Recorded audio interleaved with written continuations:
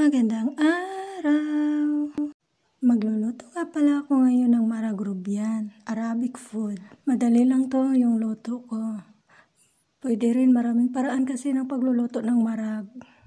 Ayan, ginisa ko na yung sibuyas, nilagyan ko din ng lemon hull.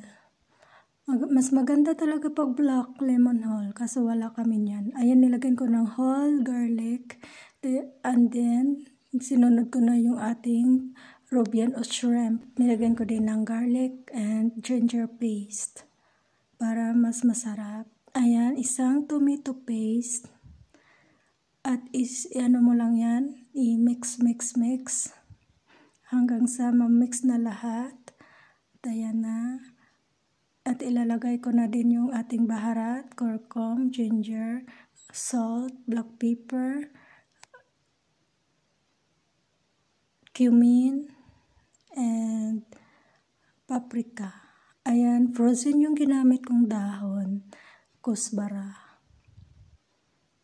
coriander, at i-mix natin ulit hanggang sa magsama-sama silang lahat, pati yung baharat. Ganyan lang siya kasimple, madali lang siyang gawin pag sanay ka na sa kusina. At huwag kalimutang maglagay ng siling mahaba at isang Maggi cubes.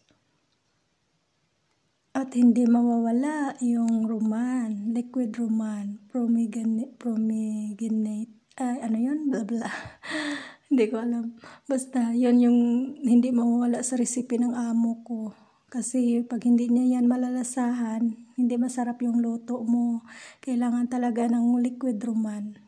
At ayan, nag-ahintayin na yung magkulo. Hintayin natin hanggang sa kumulo siya. Mabilis lang yan guys. Madali lang siyang gawin. Dati nahihirapan ako. Ayan na nga, luto na. Ayun na, sobrang sarap niyan guys. Para yan sa mga amo ko, pati driver. Thank you for watching. Sa susunod ulit.